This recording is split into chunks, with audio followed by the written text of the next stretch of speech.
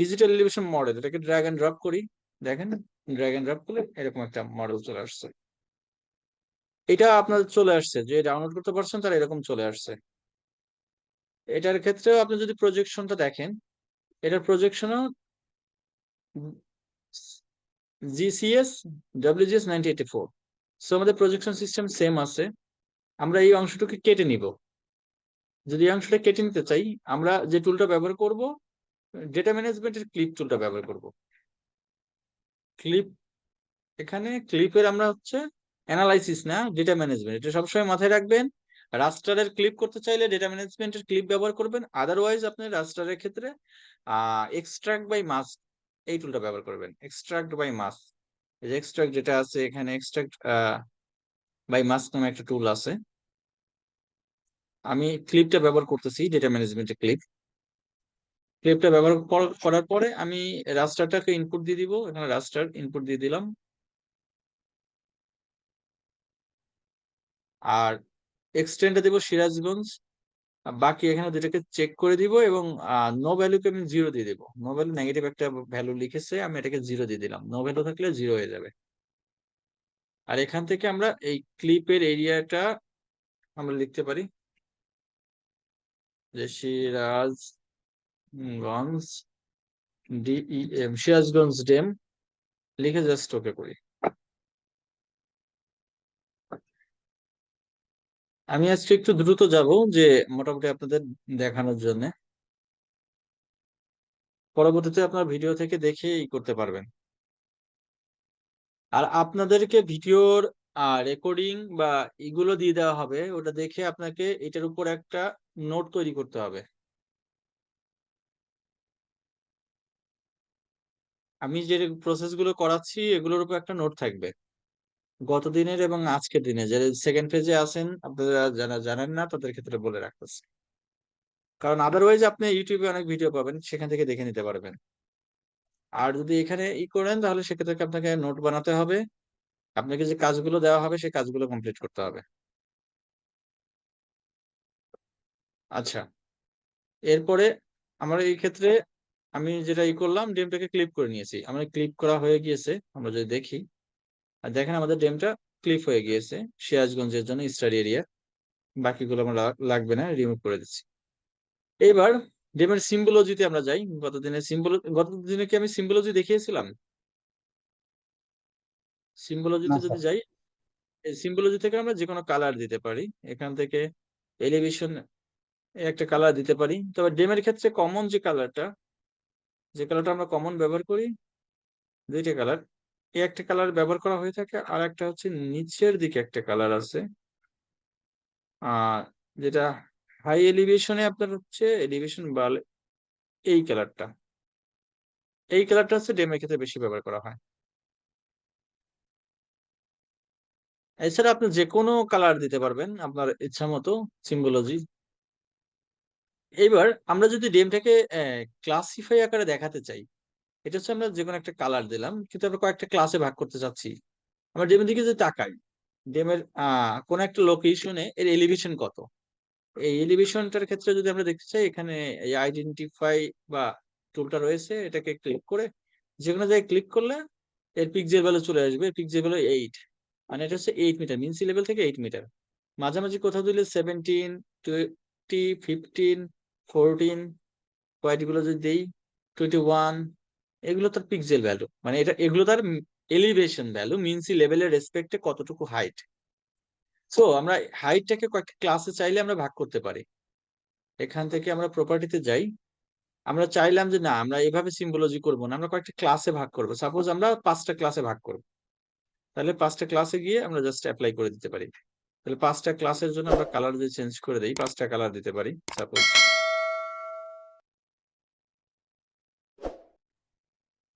5টা ক্লাসের জন্য 5টা কালার। তাহলে এক্সাক্ট 5টা ক্লাসে ভাগ হয়ে গেল এবং একটা রেঞ্জ আছে যে -46 থেকে 6 মিটার পর্যন্ত একটা রেঞ্জ আছে, যেটা আমরা এই দিকটাতে রয়েছে।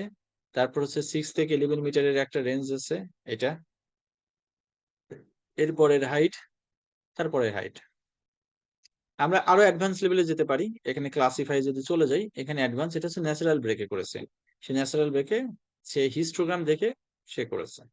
আমরা চাইলে ন্যাচারাল ব্রেক ছাড়া আরো কিছু অ্যাডভান্স আছে। এখানে আমরা ক্লাস সংখ্যা বাড়াতে কমাতে পারি। আবার এখানে গিয়ে আমরা যে স্ট্যান্ডার্ড ডেভিয়েশন দিতে পারি, সেই স্ট্যান্ডার্ড ডেভিয়েশন করে এসে সুন্দর ক্লাসে ভাগ করে স্ট্যান্ডার্ড ডেভিয়েশনে। স্ট্যান্ডার্ড ডেভিয়েশন আপনারা ব্যবহার করতে পারেন। ইভেন চাইলে ম্যানুয়ালি চেঞ্জ করতে চাইলে আপনি ম্যানুয়ালি চেঞ্জ করতে পারবেন। ম্যানুয়ালি এখান থেকে চেঞ্জ করতে পারবেন যে কোন কোন আপনার হচ্ছে ব্রেক ভ্যালু কত হবে, অথবা এখান থেকে চেঞ্জ করে দিতে পারবেন যে এটা 4, এটা 10, এইটা হচ্ছে 15। এটা আপনার ইচ্ছা মতো আপনি ব্রেক ব্রেক পয়েন্ট অ্যাপ্লাই করতে পারবেন, সেইভাবে আপনার ক্লাসিফাই হবে। তাহলে আপনার সিম্বলজির এই অংশটা তো দেখতে পেয়েছেন। এ ব্যাপারে তো আপনাদের আশা করি ক্লিয়ার। এরপরে আমরা ইউনিক ভ্যালু চাইলে ইউনিক ভ্যালু দিতে পারি, যে প্রত্যেকটা ভ্যালুর জন্য সে আলাদা, প্রত্যেকটা ইন্ডিভিজুয়াল প্রত্যেকটা ভ্যালুর জন্য আলাদা। এখানে প্রত্যেকটা ভ্যালুর জন্য আলাদা করেছে, -46 থেকে 85 পর্যন্ত। আমরা সাধারণত ক্লাসিফাই বেশি ব্যবহার করে থাকি। ক্লাসিফাই আমরা কয়েকটা নির্দিষ্ট কয়েকটা ক্লাসে আমরা ভাগ করে থাকি। আচ্ছা, এটা হলো। এরপরে আমরা যদি এটাকে এটাকে আমরা ক্লাসিফাই করলাম, বাট এটাকে যদি আমরা রিমুভ করে আবার নতুন করে নিয়ে আসি সিরাজগঞ্জের এই ফাইলটাকে, তাহলে দেখবো যে আমার ক্লাসিফিকেশন চলে গেছে। ক্লাসিফিকেশন চলে গেছে কেন? কারণ এটা হচ্ছে পার্মানেন্ট ক্লাসিফাই না, এটা জাস্ট আমি সিম্বলাইজড করেছি। যদি পার্মানেন্ট ভাবে ক্লাসিফাই করতে চাই, তাহলে আমাকে সার্চে গিয়ে রিক্লাস নামে একটা টুলকে সার্চ দিতে পারি। রিক্লাসিফাই রিক্লাস নামে টুল দিলে রিক্লাসিফাই হবে। রিক্লাসিফাই টুল, এটা স্পেশাল অ্যানালিস্টের মধ্যে রয়েছে। রিক্লাসিফাই টুল এর যদি লোকেশনটা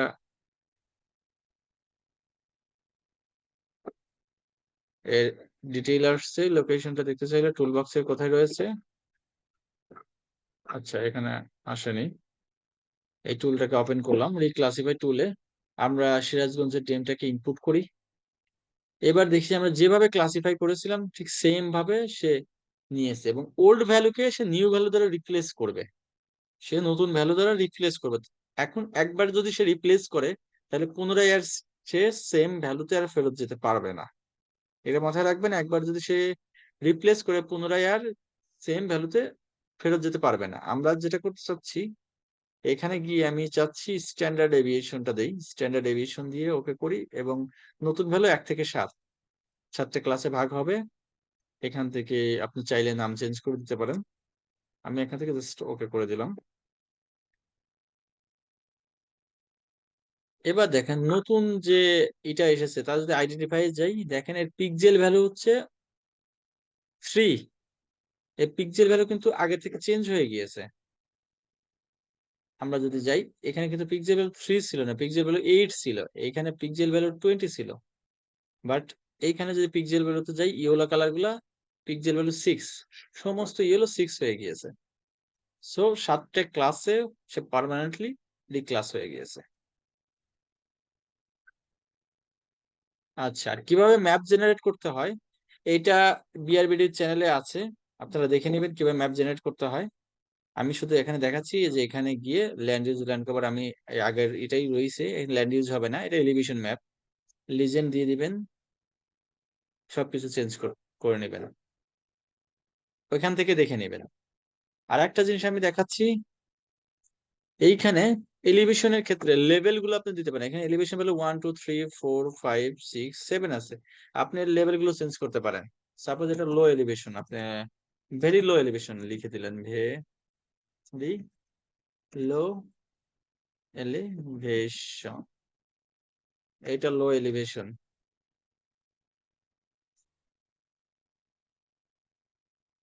লো এলিভেশন অ্যাপ্লাই করেন। আমি দুইটাই শুধু দেখাইছি, বাকিগুলো আপনারা চাইলে করতে পারবেন। যে আপনি ক্লাস করার পরে কত রেঞ্জ থেকে কত রেঞ্জ এটা মাথায় রাখতে হবে, অথবা লিখে রাখবেন যে আপনি কত রেঞ্জ থেকে কত রেঞ্জকে 1 2 3 4 5 ভ্যালু দ্বারা রিপ্লেস করতেছেন। কারণ পরবর্তীতে আপনি যখন কোনো আর্টিকেল লিখতে যাবেন বা অ্যাসাইনমেন্ট করতে যাবেন, তখন তো আপনাকে বলতে হবে আপনার লো এলিভেশন কত থেকে কতকে লো এলিভেশন ধরেছেন, ভেরি লো ধরেছেন কত থেকে কত। এখন তো 1 2 3 4 একটা নাম্বার দিয়েছে। ওকে, তাহলে আমরা যেটা দেখলাম, আমাদের লেকচারের রাস্টারের স্টাইলিংটা দেখলাম, পার্মানেন্ট রিক্লাসিফিকেশন দেখেছি, রাস্টারকে পলিগন দ্বারা ক্লিপ করাও আমরা দেখেছি আজকে, কিভাবে রাস্টারকে পলিগন দ্বারা ক্লিপ করতে পারি। আর এক্সট্রাকশন বাই মাস্ক এইটা দেখা বাকি আছে, আমি এটা দেখিয়ে দিচ্ছি। Extraction by mask, extraction by মাস্কের ক্ষেত্রে আমাদের জাস্ট এখানে extraction by mask, extraction by মাস্কে গিয়ে আপনাকে রাস্টারটাকে ইনপুট দিতে হবে। আমি সিরাজগঞ্জের ডেম ফাইলটা দিয়ে দিলাম। আর আউটপুট যেটা আমাদের যতটুকু সে মাস্কিং করবে সেটা হচ্ছে স্টাডি এরিয়া, স্টাডি এরিয়া দিয়ে দিলাম। আমাদের এক্সট্রাক্ট বাই মাস্ক হচ্ছে এই যে আমাদের ডেমটাকে সে সিরাজগঞ্জের জন্য কেটে নিয়েছে। যদি আমাদের আসলে এটা সিরাজগঞ্জের জন্য আগে থেকেই কাটা ছিল, এই এতটুকু নিয়েছে। এক্সট্রাক্ট বাই মাস্কের ক্ষেত্রে সুবিধা হচ্ছে এখানে শুধু ভেক্টর ডেটা না, সে ভেক্টর ছাড়া রাস্টার ডেটা কেও সে মাস্ক করে নিতে পারে।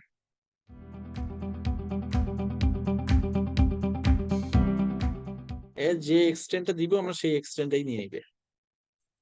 তাহলে আমরা এক্সট্রাক্ট বাই মাস্ক টুলটাকেও দেখলাম। রাস্টার থেকে কন্ট্রোল হিল শেড এটা দেখবো। আচ্ছা, এবার রাস্টারের কিছু ইয়ে আছে, প্রসেসিং আমরা দেখব। আমরা রাস্টারের সিম্বলজি দেখেছি। রাস্টারের ক্ষেত্রে এবার আমরা বাকি প্রসেসে যাব। ছোট্ট একটা অংশ জুম করে দেখি। এখান থেকে আমরা যে কালার, এটা হচ্ছে নর্থ, এখানে এই সারফেসের ডিরেকশনটা হচ্ছে নর্থের দিকে।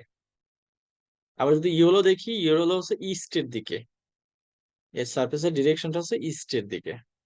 তাহলে সারফেসের ডিরেকশনটা আমরা বের করতে পারি এখান থেকে।